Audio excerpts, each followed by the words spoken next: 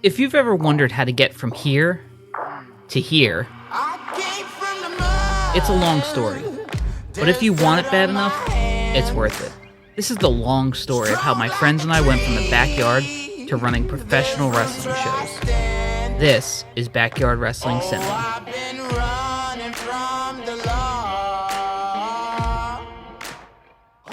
Welcome to Backyard Wrestling Cinema. When we last left off, we had found out that there's another group running in the same development that we were running in. That wrestling company was known as the BWL. Our company was called the HWF, which nobody knew what that stood for at the time. I gotta make sure they're ready. What's the HWF? I'm always ready, man. I don't even know what it means. So why'd you do it? I'm thinking it. Hardcore Wrestling Federation. But that's just a lie. Yeah, I know. I'm hardcore.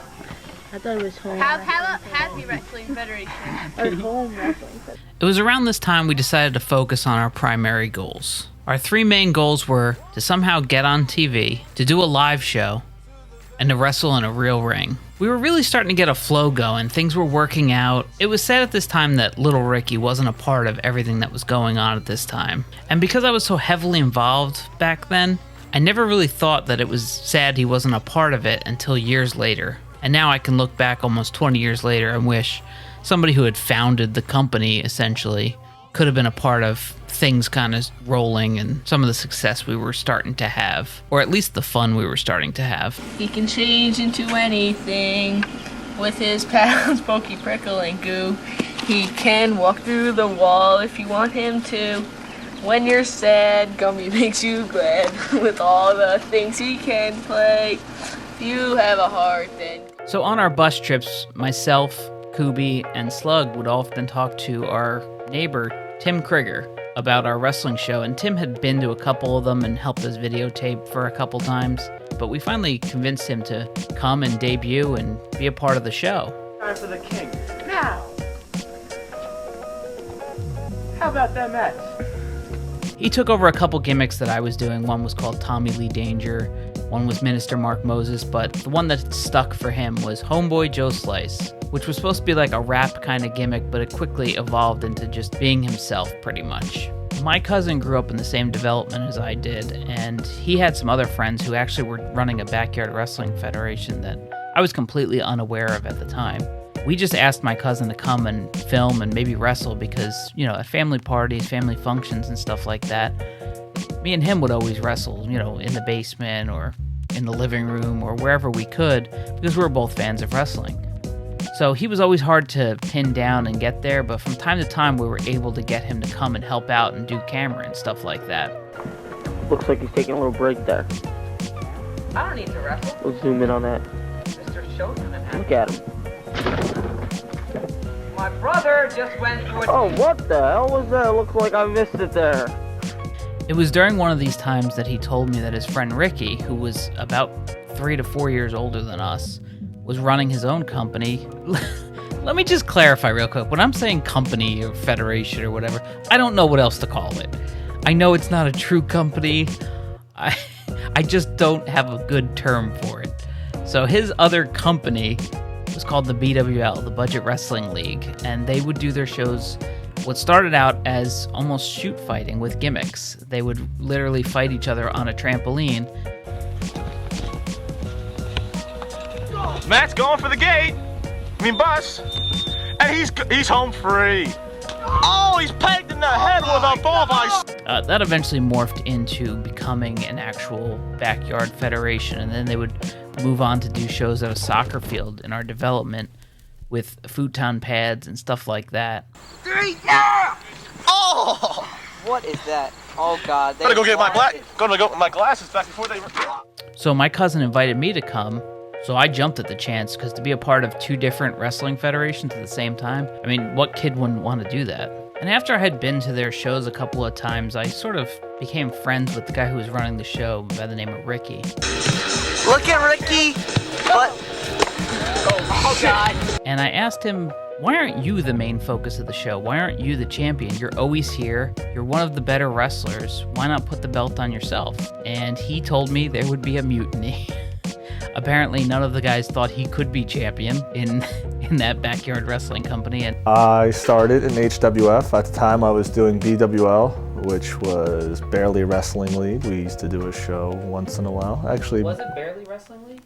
It was a budget. It was budget, but we barely wrestled. The very next week, I was able to convince Ricky that he should come along and be a part of our show as well, to which he did. Now, the funny thing is, his debut was, for whatever reason, I messed up one of the wires that we ran to the VCR, so it was completely muted. His entire first match, you couldn't hear the audio at all, which was such a fitting start for Ricky.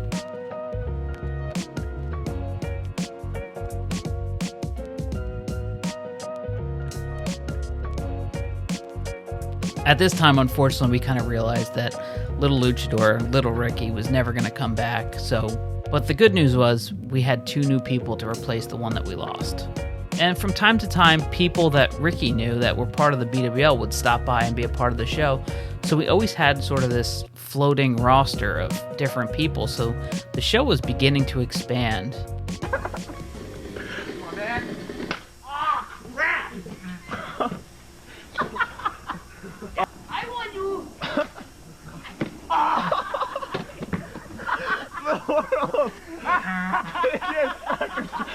Now, with all the influx of new people and people coming and going, there were some people that just didn't fit in, and one of them was a kid called Redman.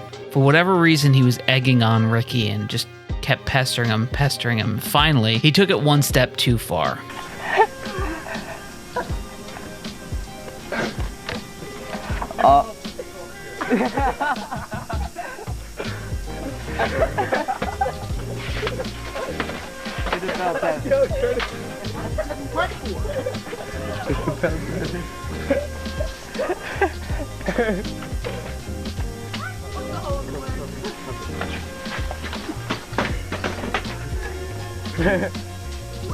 Bring him back in.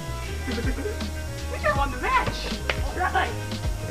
Rack up another one for Captain. The incident was pretty awkward for everybody, and none of us as teenagers really knew how to handle it, but we kind of thought maybe Ricky was done forever.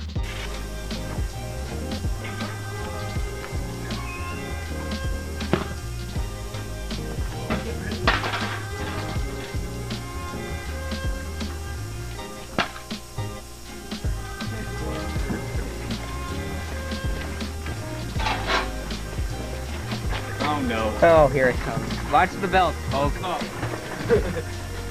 Who's rocking, huh? I didn't spray it. We didn't tell him to stop either. Plugged it. I told him to stop. I told them to stop before they started. Because of everything that happened and because of how awkward it was, we tried making it into a faction called the Heavy Hitters, which would be Redman, my cousin, and one other guy named Rob Shock. Unfortunately, they weren't really reliable, and Ricky was back before you knew it. As we continued to expand and slightly improve, we actually started to drop off some of our secondary characters and really just focus on our main characters. Unfortunately for the show, a lot of the part-time guys were more interested in Kubi's sister, and I think the show sort of suffered at that point. I fell on the ground and tried breaking his arm. I tried breaking his arm. Grief, what are you doing? Hi, Michael. And a lot of us original guys were starting to get fed up with the quote-unquote part-timers. Grandma and Grandpa, nobody called. Tommy told his mom. Jimmy, if you're not going to be able to give me a message, don't answer the phone, so at least the voicemail message will be... I'll at least know they called from that. Obviously, the summer of 2001 was kind of an innocent time for everybody because it was right before what would happen in September of that year. What did he say on the phone? He was talking to Ricky on the phone. Wait. On big letters on the website, it says that Michael Green did not do it. You read the website, don't you know? No, I don't. We can hook you up. You just gotta hook us up. I can't hook you up. You gotta hook us up. Can't. What'd he say? It's secret. It just seemed like everything was going really well. But anybody in wrestling knows that when something's going really well, you're always waiting for that other shoe to drop. It's recording. Here comes Mike, ready to do this. Come on, Mike. Oh, shut up and get up there, you pansy. You see you doing this, you piece of shit. Because I know. Hey, watch your mouth. On camera for crying out loud. Let me get up here first. He's down there. That's where he's gonna land. Whoa. Now he's up there. Come on. One, two. Yeah. I don't know if I can do this. Oh, you can. It's in See your if you can blood. get it on film. Go, Mike. Come on. This is freaky. I'm gonna hurt myself. Yeah. Well, let's go, Mike. You don't have. No, you don't I'll have. catch you. I'll catch you, Mike. No, There's my.